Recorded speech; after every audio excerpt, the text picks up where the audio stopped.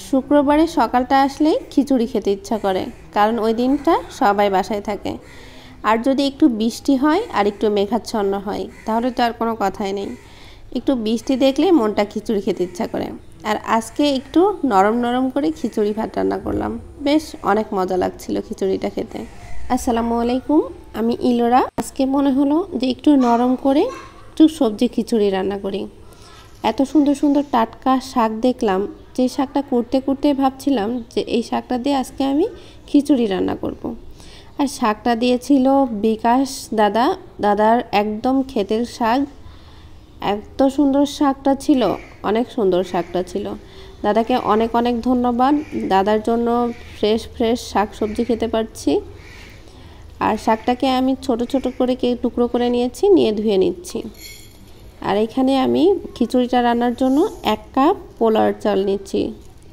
পোলাওর চালটা নিচ্ছি, আর আমি একটু মোটা যে চালগুলা থাকে সেই চালটা নিচ্ছি, কারণ একটু নরম খিচুড়ি আমার কাছে একটু মোটা চাল আর একটু পোলাওর চাল মিক্সড করে খেতে বেশি ভালো লাগে। তার সাথে দিয়ে দিয়েছি আমি 1 কাপ পরিমাণ মসুরের ডাল। সব কিছু ভালো করে ধুয়ে নিচ্ছি, আর এদিকে প্যানের মধ্যে তেল দিয়ে দিচ্ছি। তেলটা হালকা গরম হয়ে গেলে এখানে আমি রসুন দিয়ে দিচ্ছি বেশ পরিমাণ, 1 কাপ পরিমাণ রসুন দিয়ে দিচ্ছি, 1 কাপ পরিমাণ পেঁয়াজ দিয়ে দিচ্ছি। আর রসুনের কালারটা একটু চেঞ্জ দেখছেন। আসলে আমি একটু সময় পেলেই রসুনটা কেটে ডিপ ফ্রিজে রেখে দিই, যাতে রান্নার সময় দেরি না হয়ে যায়। আর ডিপ ফ্রিজে রসুনটা রাখার পরে কালারটা একটু চেঞ্জ হয়ে যায়। গোটা জিরা দিয়ে দিচ্ছি, কয়েক টুকরা দারুচিনি, কয়েক টুকরা এলাচ, সামান্য একটু নাড়াচাড়া করে ভেজে নিচ্ছি। পেঁয়াজ রসুনটা হালকা করে ভাজছি। ভাজা হয়ে গেলে এখানে আমি ধুয়ে রাখা চাল ডাল দিয়ে দিচ্ছি। আর এখানে যে পোলাওর চালটা দিয়েছি এর জন্য খিচুড়ির মধ্যে অসম্ভব সুন্দর একটা ফ্লেভার হবে।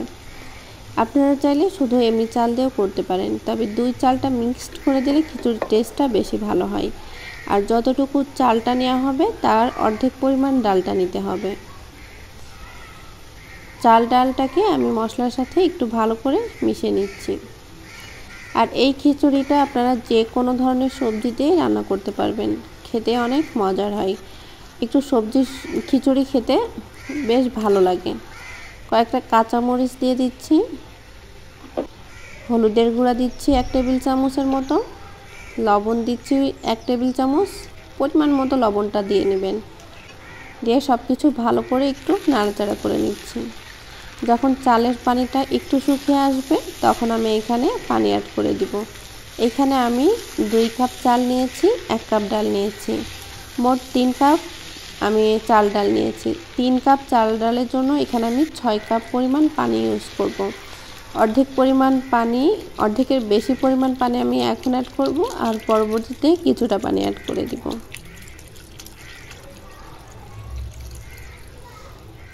মাঝে মাঝে এরকম নরম সবজি খিচুড়ি রান্না করে খাবেন, বাচ্চাদের জন্য এটা অনেক উপকার, আর এটা খেতেও বেশ ভালো লাগে। আমি ঢাকনা দিয়ে কিছু সময় ঢেকে নিলাম। চাল ডালটা মোটামুটি সিদ্ধ হয়ে গিয়েছে। এখন আমি দিয়ে দিচ্ছি শাক। এটা হচ্ছে মিষ্টি কুমড়ার শাকের ডাঁটা। এটা আমি ছোট ছোট করে টুকরো করে নিয়েছি। আর শাকটা ছিল অনেক জালি, এজন্য আমি লাস্ট পর্যায়ে অ্যাড করলাম। আর এই শাকটা কিন্তু অবশ্যই জালি শাকের ডাঁটা যেগুলো আছে, মিষ্টি কুমড়া, চাল কুমড়া, যে কোনো শাক দিয়েই এই খিচুড়িটা রান্না করলে বেশ মজা হয়। পুঁই শাকের পাতা দিতে পারেন বেশ কিছুটা। আর পোলাওর চাল আর মসুরের ডাল দেওয়ার জন্য এই খিচুড়িটা বেশ নরম নরম হয়। আর এই খিচুড়িটা রান্নার সময় চুলার আঁচটা একেবারে লোতে রেখে রান্না করতে হবে, তাহলে খিচুড়ির যে আসল টেস্টটা সেটা পাওয়া যাবে, আর খিচুড়িটা খেতে অনেক নরম হবে। আমি শাকটাকে ভালো করে একটু মিশিয়ে নিচ্ছি। কড়াইটা একটু ছোট মনে হয়ে যাচ্ছে, নাড়াচাড়া করতে একটু অসুবিধা হয়ে যাচ্ছে, বুঝতে পারিনি যে কড়াইটা ভরা ভরা হয়ে যাবে। কিছু সময় আবার ঢাকনা দিয়ে ঢেকে দিচ্ছি। আস্তে জালে জাল করতে থাকবো। আস্তে জালে জাল করলে একদম চাল ডাল সংমিশ্রণে একটা সুন্দর একটা আঠালো আঠালো একটা নরম স্বাদযুক্ত হবে। আর এখানে আমি সব কিছু মশলাগুলোকে গোটা দিয়েছি, আপনারা চাইলে এটা বেটেও দিতে পারেন। আমার একটু খিচুড়ির গোটা রসুনটা খেতে অনেক ভালো লাগে।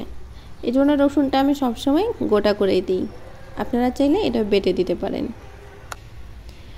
অনেকটা পানি শুকিয়ে এসেছে, এ পর্যায়ে আমি কিছুটা ধনেপাতা অ্যাড করে দিচ্ছি। ধনেপাতার ফ্লেভারটা খিচুড়ির মধ্যেই আমার কাছে ভালো লাগে, আপনাদের কাছে ভালো না লাগলে ধনেপাতাটা স্কিপ করতে পারেন। যেহেতু বাচ্চারা খাবে এজন্য আমি কাঁচামরিচের পরিমাণটা একটু কম দিয়েছি। যারা মরিচ বেশি খান তারা এখানে এক্সট্রা মরিচ অ্যাড করে দিতে পারেন। আমি ধনেপাতাটাকে দিয়ে ভালো করে একটু মিশিয়ে নিচ্ছি। আর একেবারে ভরা ভরা হয়ে গিয়েছে, নাড়ার জন্য একটু কষ্ট হয়ে যাচ্ছে। লাস্ট পর্যায়ে আমি এখানে একটু বাগার দিয়ে দিব।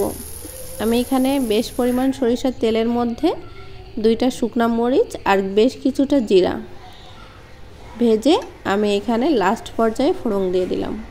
এই ফোড়নটা দেওয়ার জন্য খিচুড়ির মধ্যে আলাদা একটা ফ্লেভার হবে আর খিচুড়িটা খেতে অনেক বেশি ভালো লাগবে। আর খিচুড়ির টেক্সচারটা আসলে দেখে বুঝতে পারছেন কতটা নরম হয়েছে। এরকম নরম খিচুড়ি খেতে আমার কাছে বেশ ভালো লাগে। আর খিচুড়িটা একেবারে পারফেক্টভাবে তৈরি হয়ে গিয়েছে। এখন আমি চুলা থেকে নামিয়ে নিব। এই অবস্থায় ঢেকে একটু সময় রাখতে হবে, একটু ঠান্ডা হতে দিব, তারপরে খিচুড়িটা পরিবেশন করে নিব। সব সময় তো ঝরঝরা খিচুড়ি খান, এইভাবে একবার খিচুড়িটা তৈরি করেন, ইনশাল্লাহ আপনাদের ভালো লাগবে।